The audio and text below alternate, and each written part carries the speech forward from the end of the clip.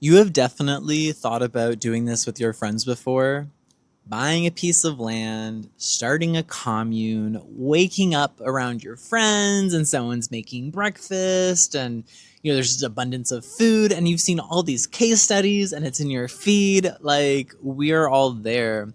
But how do you actually take that first step? It takes money, it takes cooperation.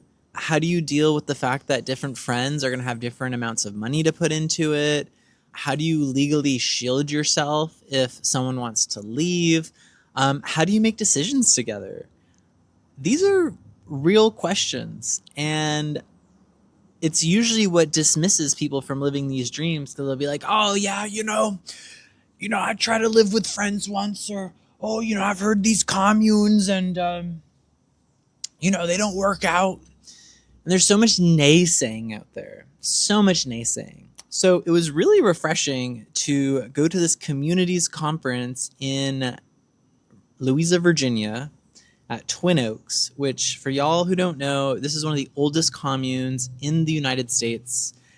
And I met people from 100 other communities. And one of the people I met, who we are talking to today, has a fascinating model on how she took her idea from living in community to actually having bulldozers in the ground and having this like financed with this model called Le Passage, which is out of France. She's doing this project in Portugal. But what I love about this model is it makes it accessible for anybody who has the idea to start a land project with friends and to make it egalitarian. It makes so much sense. And at this point, I've probably visited at least 20 communes / co-living houses / projects. I think this is the real deal. And if you even just have the idea on doing this episode is for you. Of course, this podcast is called Rock Bottom, so we got to have a rock bottom story. And the rock bottom story here is how Sandra burned out in corporate life. And not just corporate America, but corporate France, y'all. We hear about corporate America. Corporate France hits different. And anyway, I'll let her tell the story, but I think a lot of us can relate with burning out. But then deciding to change everything at a party. You never know who you're going to meet at a party, and we talk about that.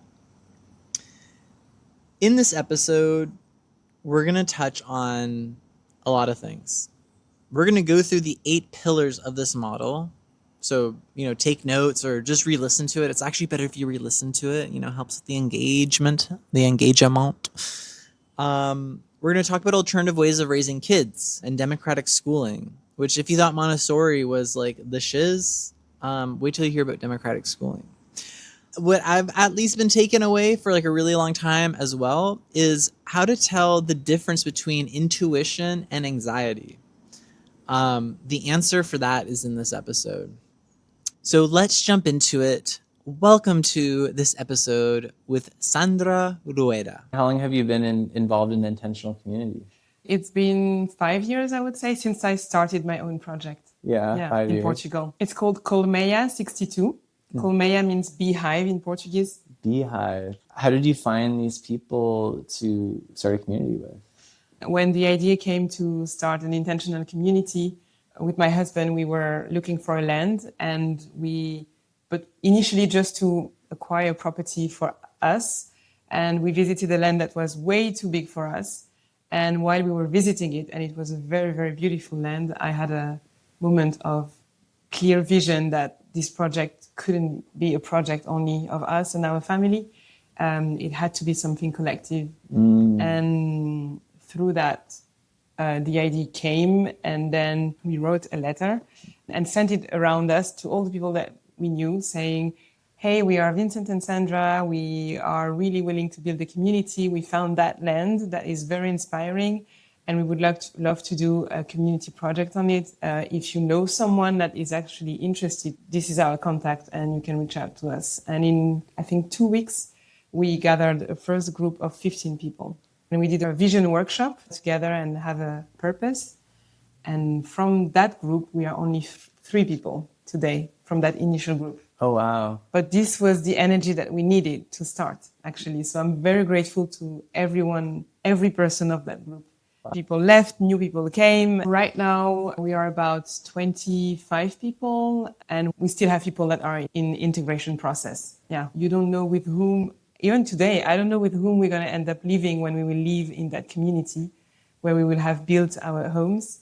Maybe it will be a different group than today, but every person that joined at some point is bringing a piece to the building of the community. Wow. We met at the Intentional Community Conference, which is something I've just been learning about. And I think what most people say is, oh, what if it falls apart? Like, even though everyone talks about it, like, oh, we want to live on a family compound, or, oh, I want to live with my friends. It's like, I think people are so burned from this idea of coming together as a group. Yeah. But it sounds like what you built is sustainable enough that people can actually leave easily. New people can join. And, yes. Yeah.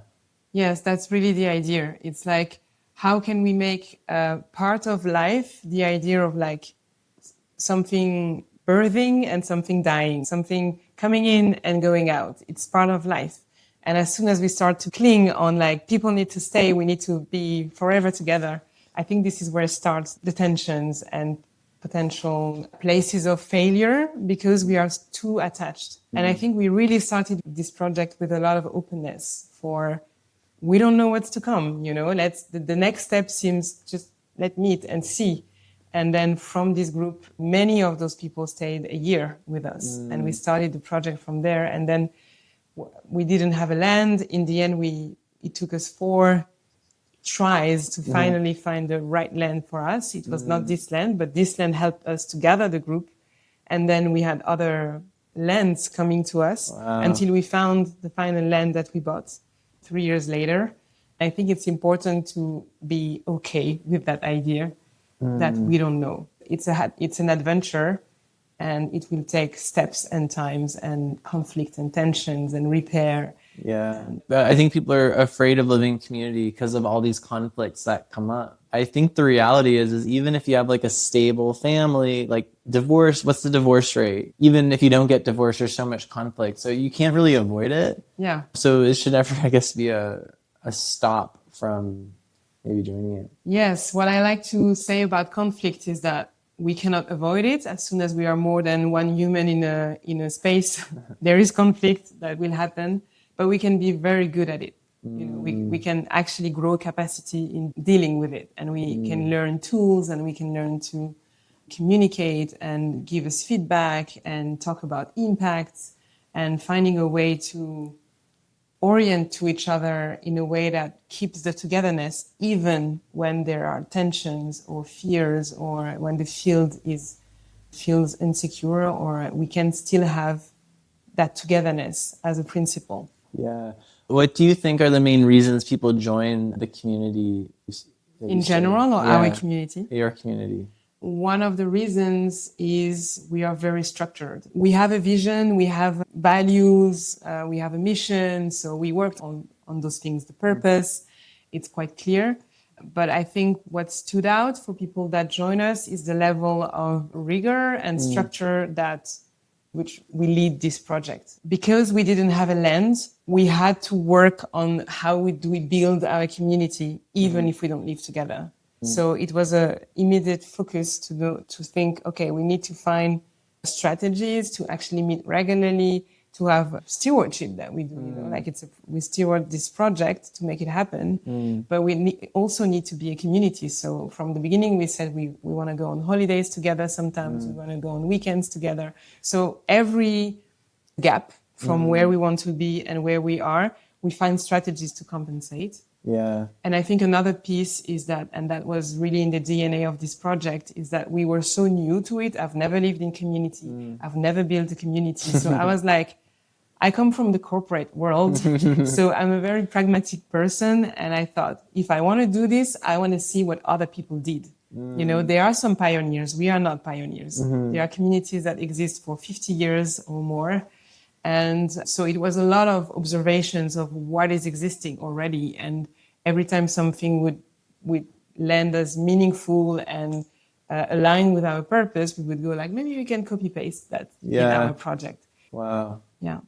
And that's what I found so amazing hearing your talk was because I think a lot of people have these ideas of starting communities, but it's really scary. And the way that you laid it out and the model you followed just made it actually seem like a very secure, safe, thought out that actually like works with the systems that we live in and also protects the people who want to come into it. But I'd love to talk about what your life was like before everything before changed. everything. If I understand correctly, you were working in corporate France for a large shipping conglomerate, expatting in Congo, and your partner worked in oil. Yes. So it's completely different from... Yeah. We met and lived 6 years in Congo, and we were both expats for those big groups and companies. And we were very career oriented. Okay, what's the next job? What's the next assignment? Promotion and salary and job. So this was the focus. And at some point, I was pregnant of our first child. And this changed a lot of things for us. Like we started to ask ourselves very essential questions about life, about what kind of world we want to live in for our child. And also for me, I'm half African. My mother is from Cameroon and my father is French. And it was my first experience in Africa. And when I was there, it was a very direct confrontation between what we think of capitalism and of speculation. And the reality in this country was that it's a country that has a lot of oil with like 4 million people, which means everybody could be so rich in that country. But in the end, what happens is that there is a whole group of people that have all the money of this country that owns everything. There are all the expats that exploit and bring the industries, and it's European companies, Chinese companies, like all those companies. And you have all the rest of the people that don't have nothing. Wow. And this is like a daily exposure. And it was somehow resonating with my own inner paradox or my own inner double culture between a very privileged culture and a not privileged culture from my both parents. So there was a permanent resonance in me of like, how is this possible? How come I'm like half a DNA away from those people that have nothing? And this part of my DNA actually brought me to this side of the reality, which is I'm so privileged, So I had this always alive in me. And I think when I was pregnant, the person that was hired by my company to take care of our home was pregnant exactly at the same time. And I also had this thing of like, oh my God, those two human beings and it was my first child. So I was really focused on all the aspects of how my life is going to change. And, it's a whole realization that you're going to bring life into this world and you don't know how it's going to be. And I was seeing this woman that was having her sixth child. And I was like, those two children, they will come to Earth more or less at the same time. And they will have such a different life. And they're both being grown in the belly side by side. Yes, side by side. She was at my house, in my house every day. So there was something that felt off, I was like, and then it became very clear because at that time I didn't know if I would stay in the Congo to raise our family or not. And at some point I talked to my husband and I said, I don't think I want to raise my children in that reality. I think I want to find something that is less disconnecting somehow. So that's how we decided to come back to France at some point. And then at that time too, you're also killing it in your career. You're Yes. flagged as high potential. Yes. I was pushed by many of my managers. I did this high potential program during a year. They offered me this beautiful promotion and opportunity to go back to France. And Vincent, my husband, also managed to negotiate with his oil company. Because we were both working in oil, somehow we could always find jobs that were in the same area. So he managed also to get a promotion. So everything was for the best. Yeah. Our first son was born, and we were new parents and starting those 2 new jobs. And life is funny. This job happened to be very, very complicated. It was a political situation that somehow ended me being a target for many people in terms of political dynamics within the group that was about to be sold on the market. So it was like there was a whole situation that took some months to unfold. Plus the challenges of being a middle manager. Yeah, the and pressure. being a middle manager and having a lot of pressure from the top management, but at the same time empathizing with the teams that I was with and being completely stressed out. And in that context, after a year, I was pregnant of our second child. And this was not really planned at that moment. You had a fun vacation, I hear. Yes. Yeah, I told you that we went on holidays as young parents for the first time. And we thought that we were safe. And I came back pregnant. So that life happening. And with that new condition, actually being in that context of a lot of political issues in the group and a lot of stress and actually me overstretching for a while already, it felt impossible to continue. What did it feel like waking up? It was awful. I was feeling that every day was an awful day to start. I was putting this huge mask, like, okay, I'm going to survive today. I'm going to avoid the tensions, avoid the emails where everyone is in copy and some underlying power dynamics. Not the CC. Exactly. Like the all those emails. things were in this company. And I was like, oh my God, like how did I end up in this place? And at this time, you had no idea what you'd be on the verge of later discovering later. The only thing I knew is that because I had a quite intense experience of birth for my first child, I was starting to give some advice to some friends and to support some couples about birth preparation. I was reading a lot of books about it. So the idea of becoming a doula started a little bit to be in my head. So when I was pregnant with my daughter, I went through a whole preparation process with a midwife. That for me was my doula training. But there was no way I would leave my career. I was earning a lot of money. My husband too. We had a very comfortable social situation. Our families were very proud of us. Yeah, when we married, we did a big wedding with all our friends. We paid it all on our own. It's funny how our parents are proud of us working for certain companies that might not be doing the best, but we're actually miserable on the inside. But from the outside, it's like, oh, they're doing so good. Like, I'm so happy for them. And, Yes. you know. But then you ended up going to a party.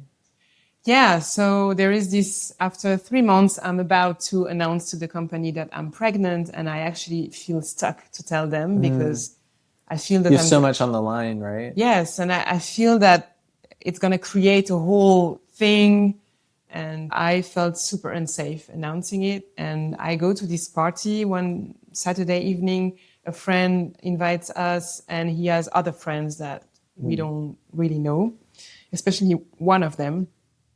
This guy, he tells me that he has a special capacity, which is sensing when people are aligned in their life or when they are not aligned. And he explains to me that he wants to do this practice now of coaching people to be more aligned with their life. And somehow we end up talking about my situation. And he asks me a lot of questions. And the more we move towards the evening, the more his questions become very challenging for me.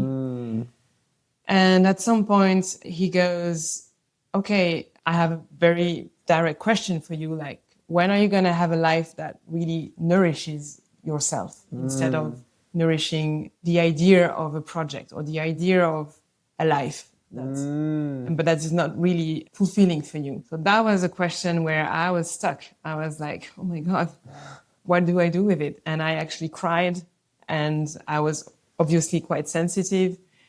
And he didn't just let me cry and give me, like he was like, no. Like, I wanna explore that. Are you willing to explore with me? And I was like, I guess I am, I'm so vulnerable right now.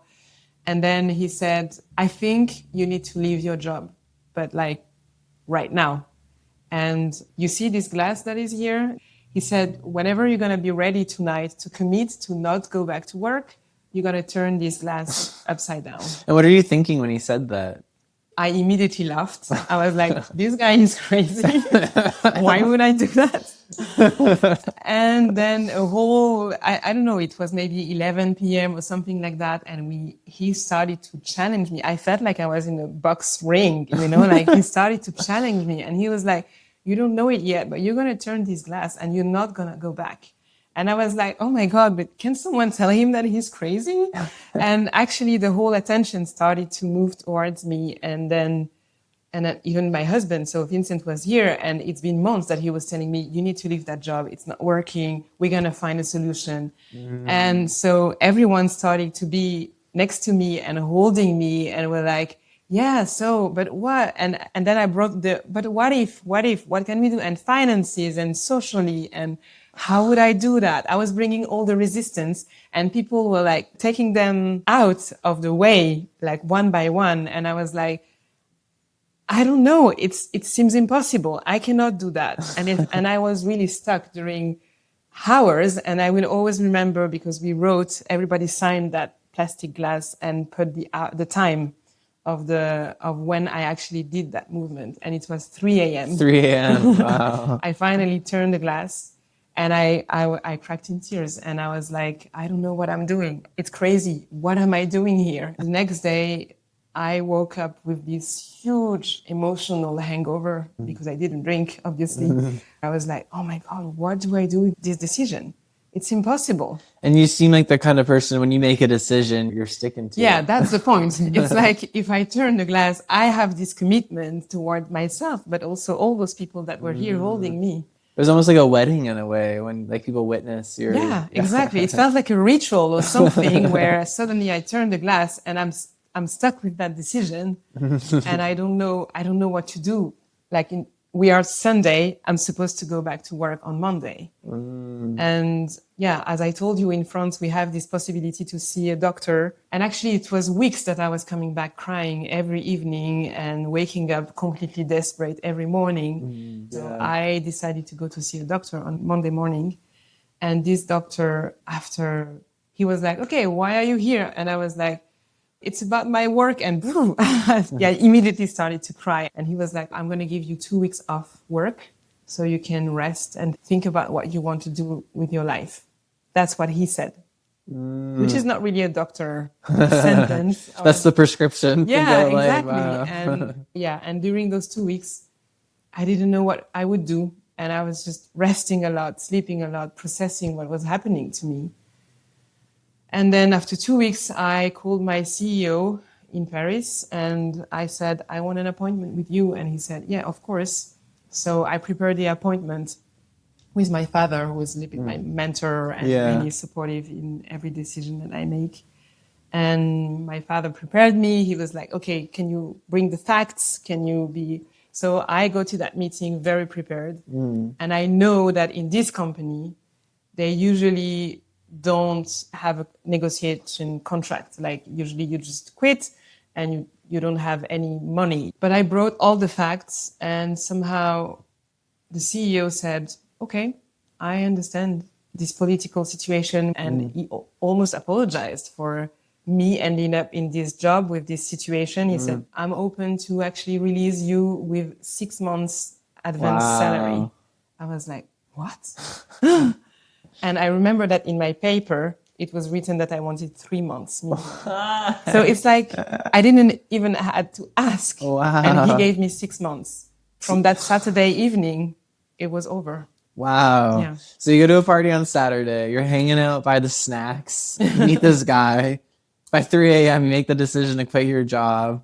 It's like when you're doing your purpose, things just start clicking. Yeah. And I mean, the fact that even 3 months severance seemed like a huge thing you had to ask for, and the CEO gave 6 months. I mean, yes, you must have felt that the universe or God was. I'm not so much into those esoteric thinking, but I have to say that all these pieces were so surprising to me. I was like, what's happening? What life is sending me on a highway to shift, Wow. And yes, it felt like everything was clicking and that I was safe. I was covered somehow, and I cannot really explain it. The only thing that I was doing is that I was not really planning more than what's the next move. What's the next move that makes sense in that situation? And I think that's really something that I kept in my life. Like I'm trying not to think too much upfront. I'm like, okay, what's the next move? What makes sense for me to do? Yeah. Wow. So things are starting to click. What kind of happens next? Like, how do you stumble upon this intentional community path? Yeah. So then I'm like, okay, now I'm free. What do I do? By the time our daughter was born, Vincent also said, I also want to change my life, which was not really expected. But like the purpose of working for oil was starting to be really bothering him. We started to think about moving back to another country, and we were like, where do we go? We thought about Europe and maybe Southern Europe. Vincent used to work also in Angola at some point, so he spoke a little bit of Portuguese, and he had a good feeling about that culture and the people. So we said, maybe we start with Portugal and maybe we visit, different places in Portugal. Then we could go to other countries and also check where we want to be. And an important component was the school, because it was clear for us that we didn't want our children to be in a normal school system. We wanted them to be in an alternative schooling system. What kind of needs were you looking for your children? We wanted a school where learning is free, in terms of no curriculum that has a timing. Like Montessori or? So Montessori is one approach. Actually, I appreciate when there is a mix of different approach that is really made from the people that actually hold the pedagogy of the school.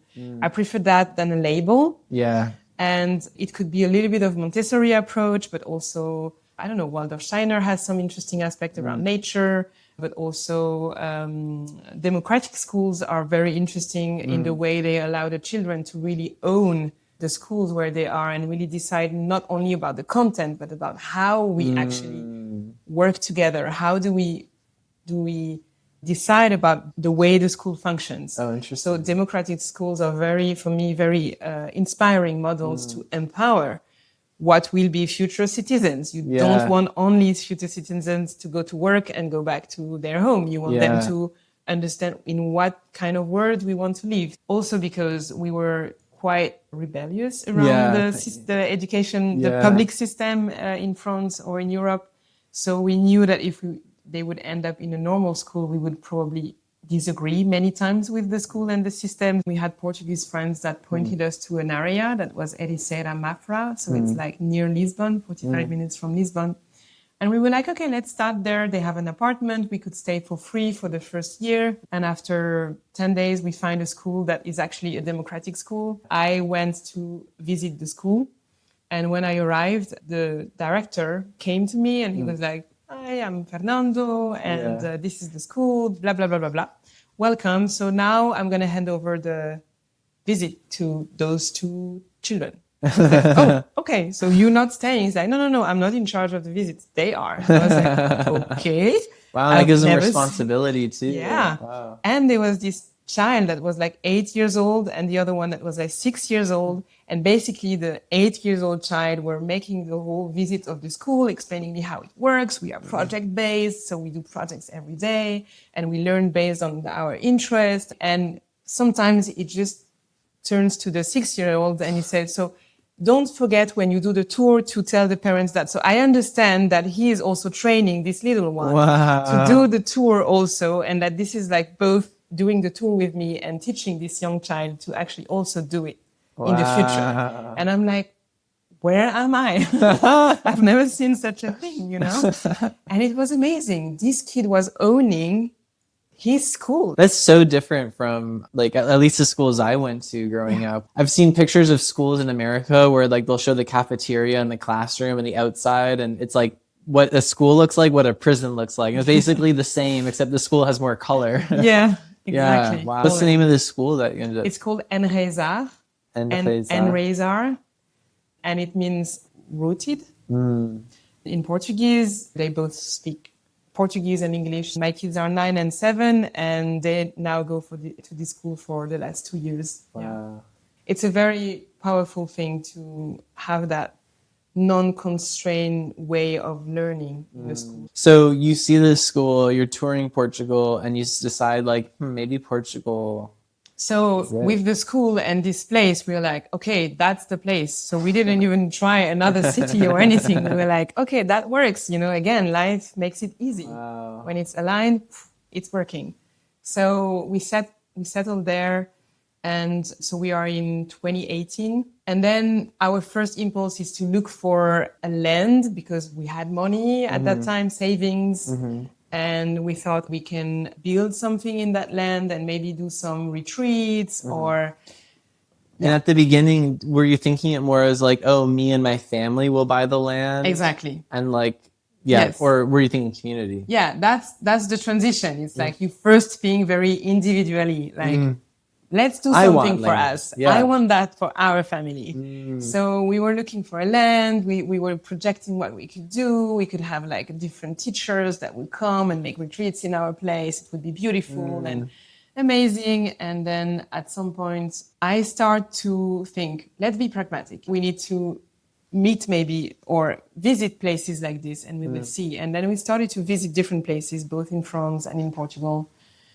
And actually, every time we were visiting a place like that for retreats, and it was beautiful, but I was only seeing people that were usually couples or family with or without children. And they were usually super burnout, overwhelmed by what it is to actually handle a whole place on your own and deal with like groups coming and going, all the logistics that's around, all the financial pressure. Like, I was like, I don't know if this is the life that I want. Don't want to burn out all over again. Exactly. And also in one of the projects that we knew in France, we remember seeing those kids, they didn't like living there. And I was like, how come?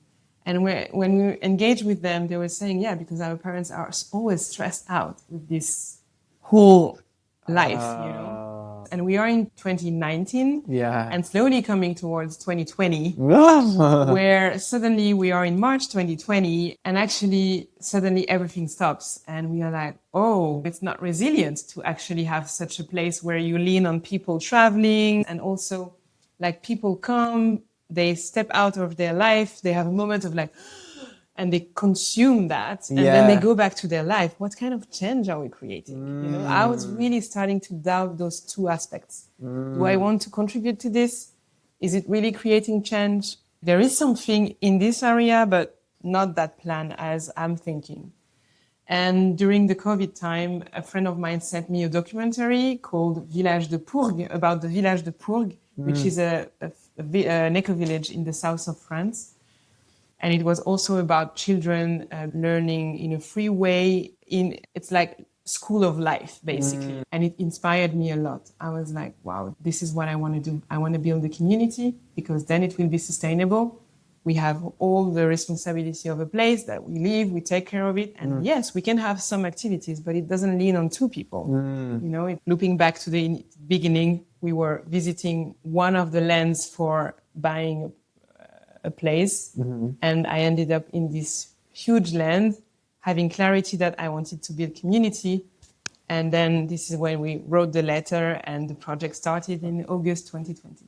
Wow. So you wrote a letter, you sent it out to various WhatsApp groups, emails, everything. 15 people respond. It's August 2020. Can you tell me a bit about that vision workshop that you had where you aligned on the core values of the community? This group? So I contacted the Village de Pourgue saying, I watched your documentary, I'm super inspired. I'm wondering if some of you in the community are supporting people that want to build community.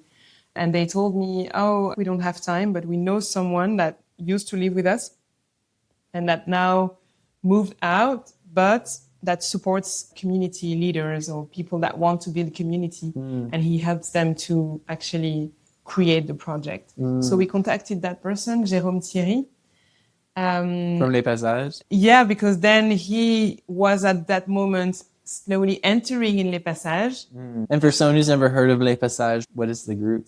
Yeah, so Les Passages is a non-profit association that is dedicated to coaching groups of people that want to build community with a specific model that is a plug and play of legal and financial framework that creates a legal net towards how we can deal with money, with people coming in, people going out, It's based on collective property instead of individual property that deal with the legal and the financial needs of the project in a way that is very resilient and that allows community to both start, thrive, and sustain over time, even when the founders will be gone, even if there is conflict. The common was created and it stays.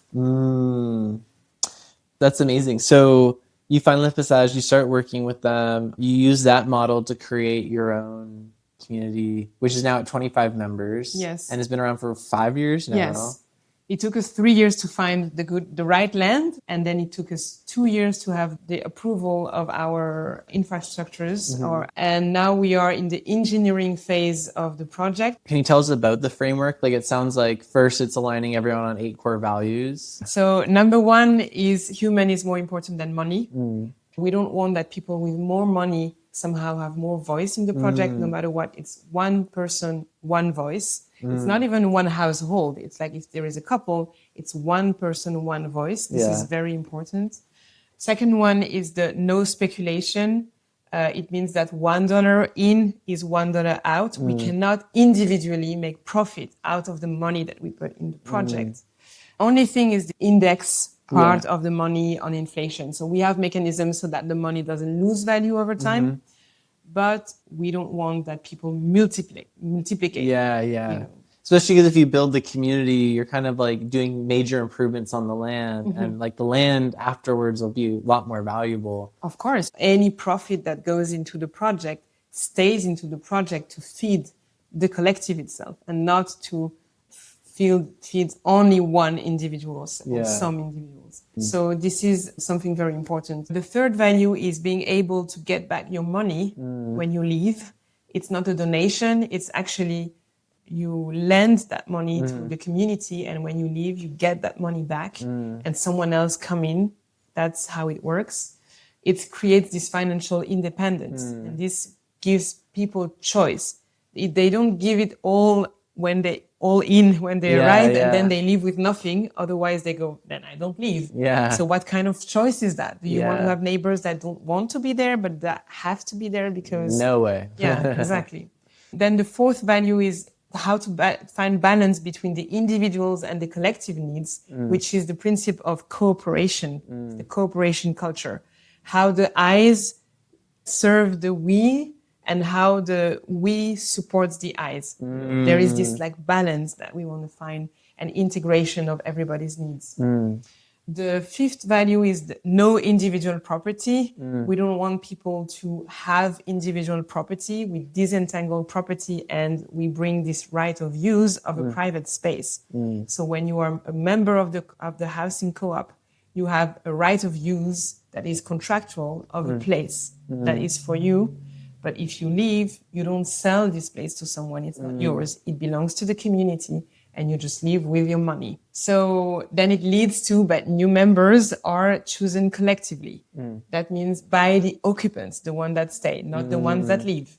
So it's not like, oh, I found someone to replace me. It's going to be Michael. He's lovely. You're going to see. Have fun. You know, yeah, we want people to choose each other, because we know that living together as human beings is a challenge. So if we don't choose each other, it's even a bigger challenge. And we want to grow capacity together to integrate, and we want to have a purpose together. We don't want just to randomly live together. Yeah. Or just like be like walled up in your own space and not engaging with the community. Yes. And also maybe sometimes we want to bring diversity in a more conscious way, you know, like, so we want to have choice as occupants of who do we want to live with. The seventh value is the shared governance, consent decision-making with veto power. The idea is that we empower people to take decisions, move forward with projects, and they make proposals, and then those proposals are presented to the group, and basically we move forward the proposal as soon as we don't have a veto for that proposal. And a veto is not like, today I woke up in a bad mood, I think I'm going to veto this proposal. The idea of the veto is, if we go in that direction, if we go with that proposal, I'm actually considering leaving the project. This is like so unacceptable that moving forward would cost my presence in the project. Yeah. So then the group needs to decide what is more important, to keep that person or to continue with that decision. So it's a very high threshold to cross the veto, but it's actually allowing to have more fluidity and more ease at moving forward. Yeah. This is basically how do we cultivate the collective intelligence. And the last value is like, how do we create long-term sustainable projects that over time we have financial mechanisms that reduce the amount of initial contribution that people need to come with when they enter the project. So that means over 100 to 150 years, the project will be fully financially financed. Yeah. And thanks to that, the future generations can come with the project for who they are and not what they have. Because we are at the beginning, we need a combination of what people are and what they can bring to make it happen. I mean, that's so powerful. And I think, of course, I'm sure there's more values because there's other documents you mentioned where there's like, that's just kind of the values of how do you structure this. But then each community might have their own set of values. Yes. Yeah. Yes, so these are the, I would say, overall values. They are appearing in the legal documents that are very tangible and that when we go to a judge, the judge will say, this is written here and this is sustained. I just love this model so much because I think it addresses a lot of concerns people have and it just makes so much sense. And, the way that it also fits within the system is really cool. Is there anything else you want to add about, I guess, starting a community? About starting a community, I think we need a lot of communities to start. We are in a phase where so many things are shifting right now and we don't know in which direction we have an idea of the direction that is being taken, but somehow I believe that for me, it's not an option to think, oh, do we create communities or not? Maybe we have other options. I think this is the only way. Like, I think when this world will collapse, because I personally believe that it will collapse and we don't know how it will start exactly. Is it the climate? Is it the political tensions, war? We don't know. Or another pandemic, we don't know where and how it will start, and probably it will not even be one thing, but it will be like several things happening at the same time, like a plane crash. There's always several reasons. I just believe that communities are laboratories where we will have explored already new ways of interacting, new ways of being together and somehow make it work. Yeah. And I believe these are, one of my teachers talk about having acupuncture points in the world where we can restart from there. So that's how I see, that's how urgent I see the situation. Yeah. We are going to go just through so much change in this world. Like, we're kind of like a frog in boiling water. Yeah. But we get so upset with the systems that we're in and we forget that we can just create our own new systems and we can still do that within the structure of the existing system. Yes. But build within our new system stuff that is sustainable no matter what happens. And, a lot of people think like, oh, well, that's just for like hippie communists or whatever. But I mean, what was really cool about seeing the directory of all the intentional communities, I mean, you can literally have a community for whatever you want, like wherever you are on the political spectrum or what your beliefs are, where you fall here or there. And, it's really just up to a person to find a group of people and then that group of people to build what they want. It's really applicable to, I think, any walk of life. Yeah, that's true. Yeah. Yes, I think it's applicable in many different ways. And I think our way to doing it is already bringing a certain radicality around creating commons. And probably not everybody is already at that place. But what I think powerful with this model is that we use the system, as you were saying.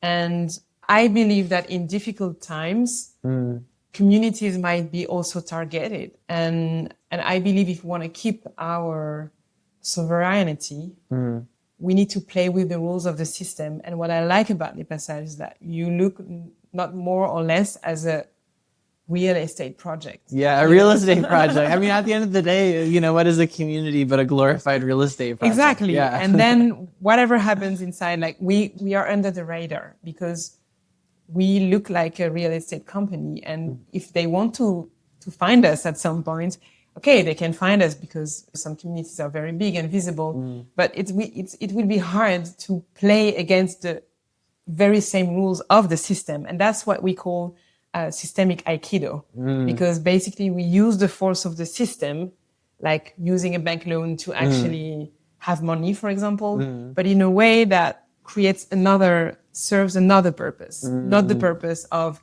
speculative capitalism. Yeah. So it's like, it's a new way to play with the rules. Wow, this is so powerful, and I appreciate you sharing it with it. The nature of this podcast is talking to our younger selves. If you had any advice for your younger self, and there's a saying where when you speak in your native language, you speak from the heart. So if you can choose which language you want to share it in. What comes to me is, I don't know if I would do anything differently because every piece of my path led me to here. So it's not like I would say like, be careful with this or don't do that or you have to do this. I think everything came perfectly on time for me. And even today I can see how much what I'm able to do, I can connect it to so many different pieces of my own pathway. And yeah, I think one thing is about intuition. We talked about it. About intuition and anxiety. And I think it took me years to understand the difference. And now I feel a sort of relief around this topic where one of my teachers shared with me at some point what was the difference for her between intuition and anxiety and a feeling of anxiety when you have your inner voice, like speaking to you. And she said that the intuition is a voice that comes, gives you something, some information, and then fades out, like doesn't insist. It's just like, you could do this, and then goes, And the anxious voice comes and goes like, why don't you do that? Why did you do this? And, like, you should do this and you should do that. It has some tension. And it's gripping. And it's gripping. Yeah, it has it's trying to control the outcome somehow. And I wish as a younger person, I would have that clarity between the two, because I think I sometimes made some moves based on anxiety instead of based on just like intuition. And I didn't know how to make the difference. Wow. Do you want me to repeat it in French? Yeah. Like, okay. Quelle est la différence entre l'anxiété et la intuition? Merci. Pour moi, il y a une différence que j'ai appris avec le temps et j'aurais aimé la connaître quand j'étais plus jeune. C'est quelque chose que j'ai appris par l'une de mes professeurs actuelles et que ça m'aurait beaucoup servi à l'époque. Mais en gros, l'intuition, c'est une voix qui apparaît dans notre tête, qui vient nous donner une information, qui vient, pour moi, nous susurrer quelque chose, mais sans aucune tension, sans aucun attachement à absolument devoir faire quelque chose ou ne pas faire quelque chose, mais qui vient avec une forme de détente, nous dire, tiens, voilà quelque chose pour toi. C'est comme un petit cadeau, un petit bonbon. Et puis, elle s'en va. Et soit on peut décider de suivre, soit on suit pas. Et si ça suit pas, elle reviendra nous le redire, genre, je te l'avais déjà dit. Viens, on peut essayer à cet endroit-là, mais si tu veux pas, c'est encore ok. C'est comme une inspiration presque un peu divine ou spirituelle. Alors que l'anxiété, il y a quelque chose où ça vient à répétition et c'est intense et ça nous questionne, mais pourquoi tu le fais pas, etc. Ou ça nous dit, vas-y fais-le ou vas-y ne le fais pas. Enfin, en fait, il y a vraiment quelque chose dans une forme de tension et qui s'accroche à si tu le fais pas, quelque chose de grave va arriver, ou si tu le fais, enfin tu vas pouvoir avoir ça. Donc il y a quelque chose qui est plus accroché et qui est plus tendu. Et je pense qu'il y a des moments dans ma vie où je savais pas si c'était de l'intuition ou de l'anxiété et j'avais pas cette grille de lecture.